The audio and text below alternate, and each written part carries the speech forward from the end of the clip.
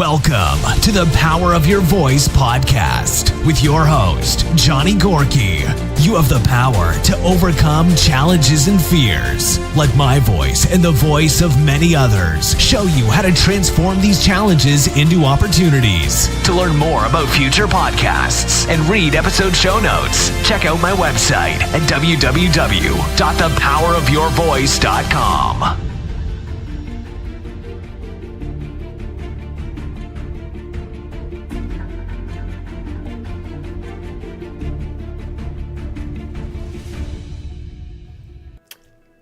Johnny here. This is episode 5, and today I have the pleasure of interviewing my buddy Drew Stephenson.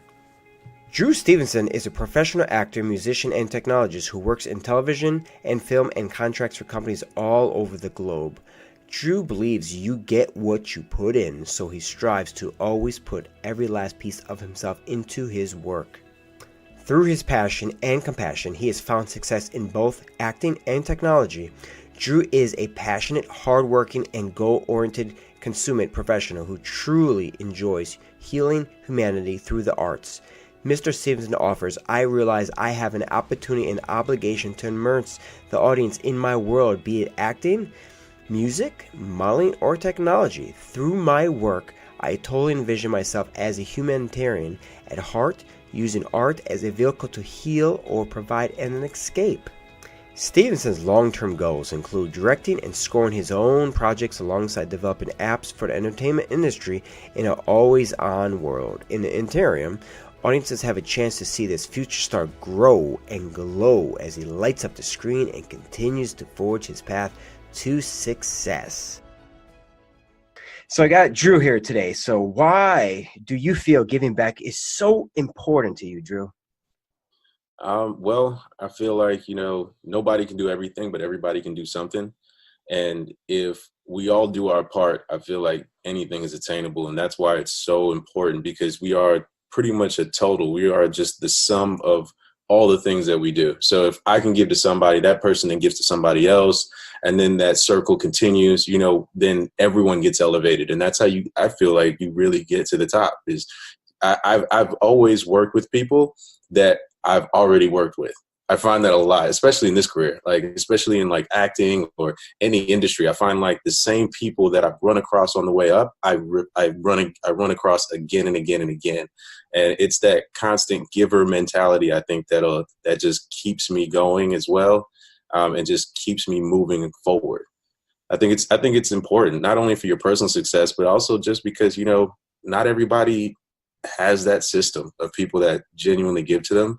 So to be that one person that gives that person hope as well, man, that's priceless, man. That's a great feeling, and I encourage anyone to do it if you haven't felt that, Mm-hmm. Yeah. Well, just to go on to that, it's you might sit down with somebody, had this deep conversation about things you've overcome, and then they get inspired, and now because you inspire that person, they're like, dang, this is amazing. And before you know it, maybe eventually you might start working with this person. And that would have never happened had you not have had that conversation with that person. And that's why it's always so important to give. You don't give to get, but the beautiful thing is a lot of times it actually happens. You give, your heart to somebody and you inspire other people. And then wow, thank you so much. And then maybe a couple of years from later, you're like, you could be working for that person because of what you did, which is so beautiful. It really is, It is. I'll tell you the truth, man. The biggest role I got was because I did something for free. Wow. It truly, and it happened several years apart from each other. So it's definitely not an immediate gratification type of thing.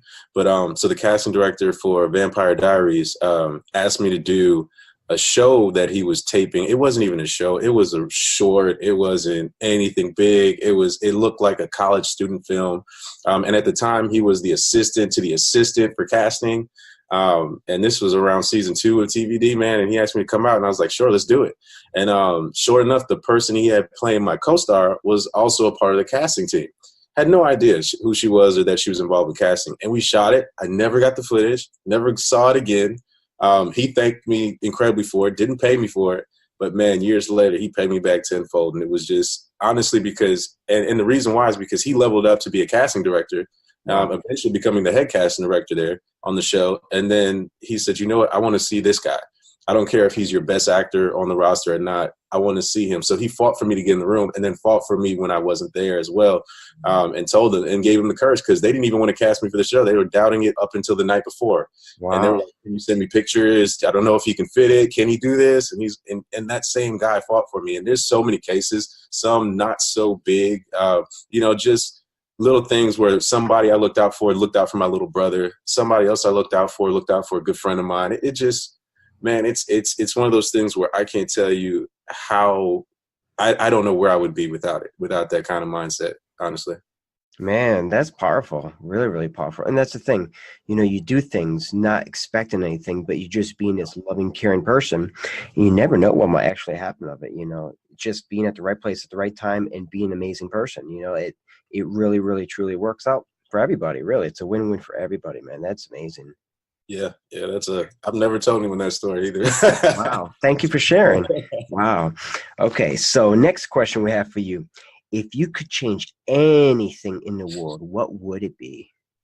Man, I would change. You know what? I personally have this affinity to, I feel like no one should be left without. I really would change the fact that there's this 1%. That would be the main thing. I think I would just evenly distribute, at least like as much as possible. I don't know, man.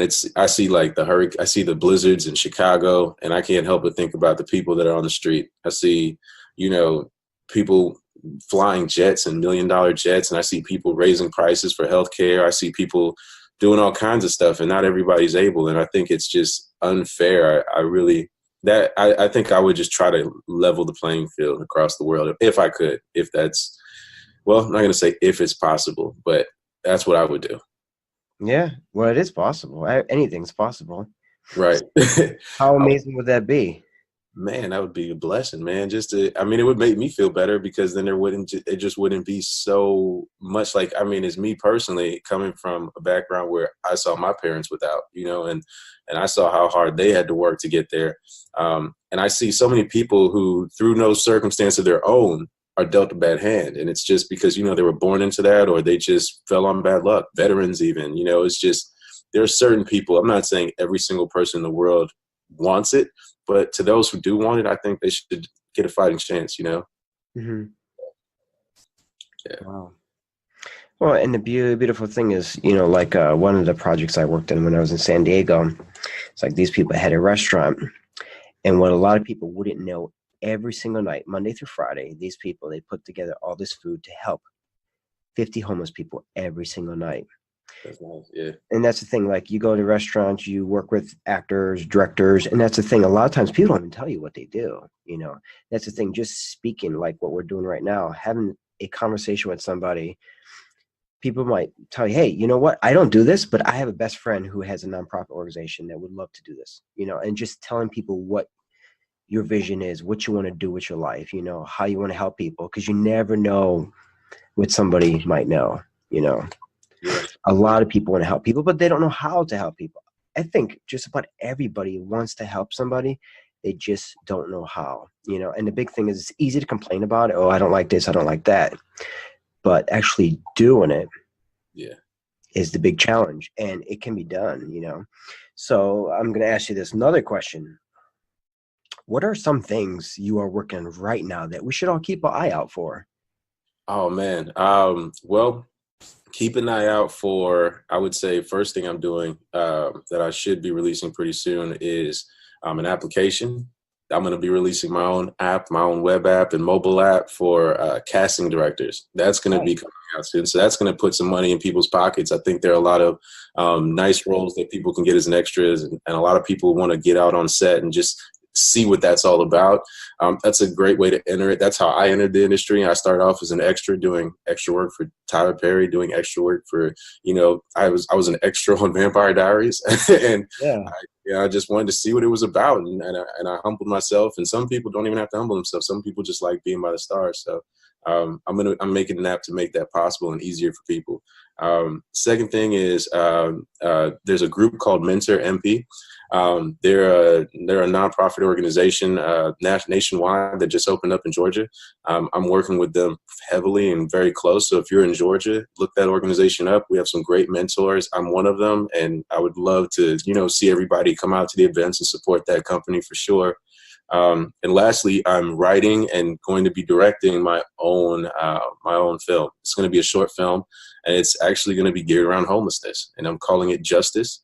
And that's just the running title right now, but it's basically just us, and it talks about how lonely it is sometimes, and it just tries to give people a day in the life of what those people go through. And it's just been something I've been working on for the last several years, and I just want to get that out as well.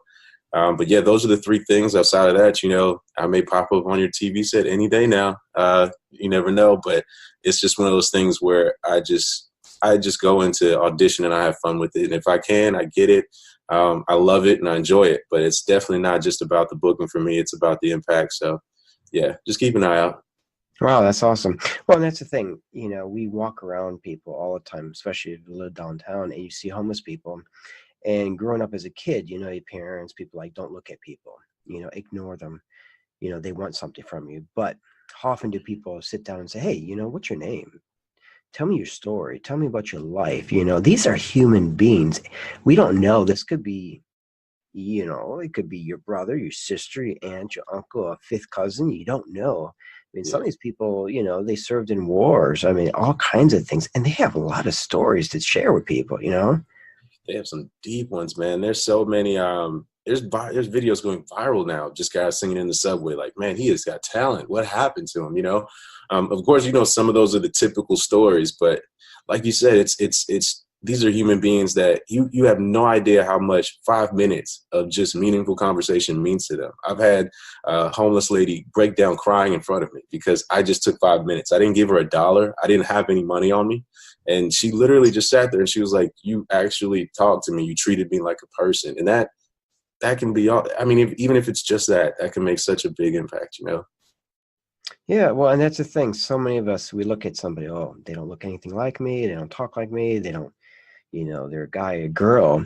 But if you actually sit down and have a deep conversation with the person, you'd be surprised, or at least I have been surprised. Like, wow, we have a lot in common with people. We really do.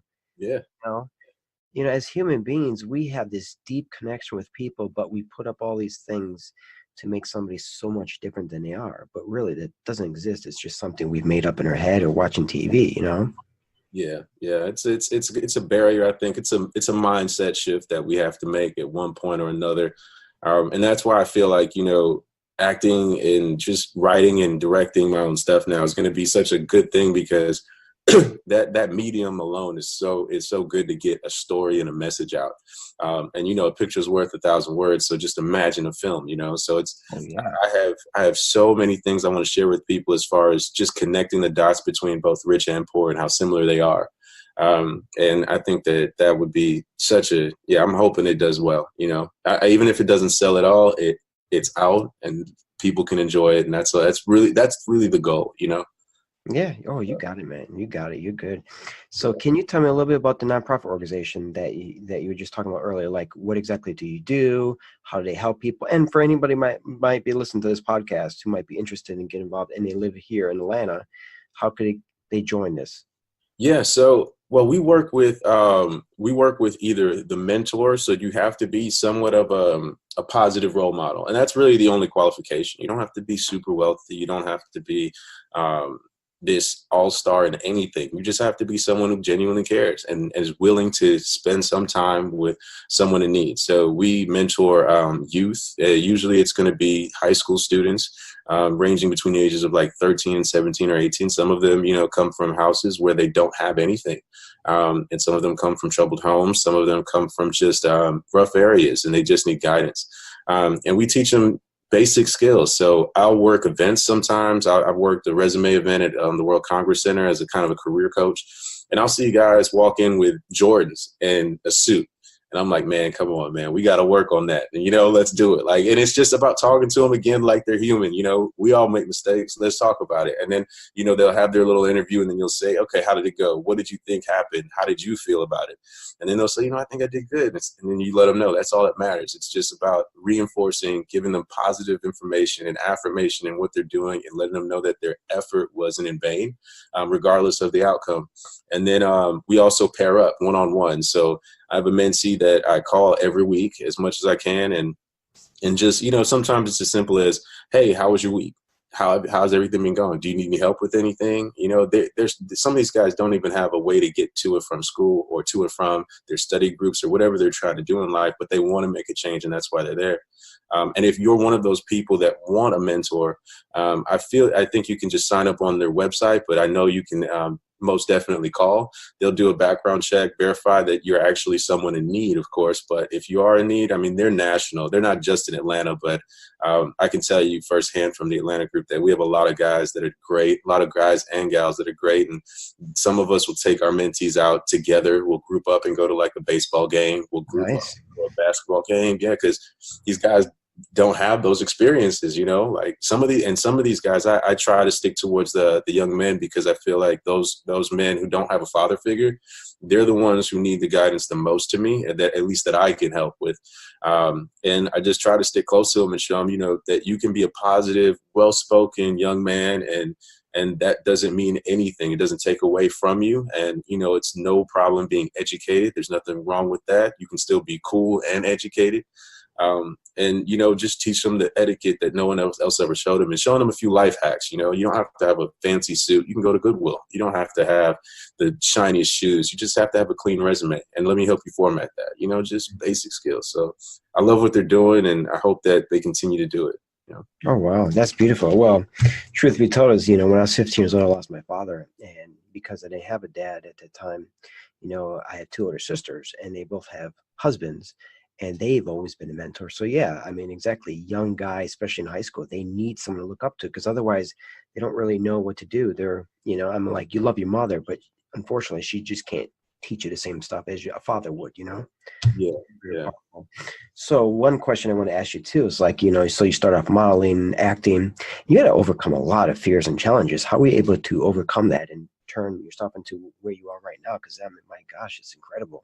Yeah, no, it's definitely a collaborative effort. It was a community, man. I went into my first few auditions shaking, like literally paper was moving in my hand, and, not doing it right. And I had to realize a lot of good things. And I think, so first thing I did was prepare. So preparation led to a little bit more confidence walking into the room, going to different acting coaches, having them walk through the scripts with me, having them training for a long time before actually getting my first audition.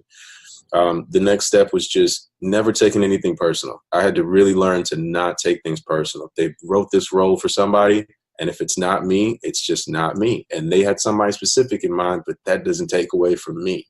And it's so hard to not take it personal when you are the product. It's not like a salesman selling something that someone's like, no, I don't want that vacuum cleaner. Or no, I don't want that set. No, I don't want you. It's like, it's very hard to take yourself out of that. But you learn very quickly, especially after a few no's, that it's bigger than you. And they're looking for something so specific, and modeling as well. It's something so specific. And you might be an inch too short. You might not have the right walk.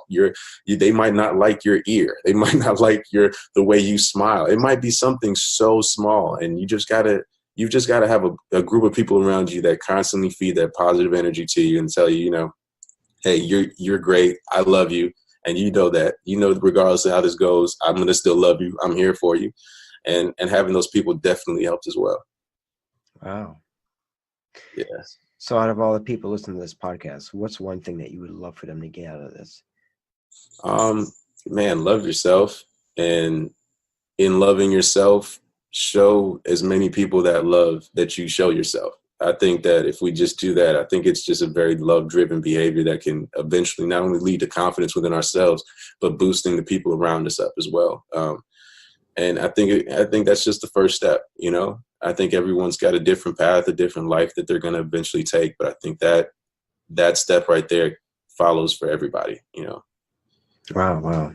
Well, thank you so very much for your time. I appreciate it. Yeah, thanks, man. Thanks for having me. Johnny here. Thank you for listening to the Power of Your Voice podcast. I'd love to get your feedback on this episode and how it impacted you. If someone in your life could benefit from this episode, share it with them. Check out thepowerofyourvoice.com to read show notes, leave a comment on the blog page, and to stay updated on all future episodes, subscribe to this podcast and leave a 5-star review. Thank you for your love and support.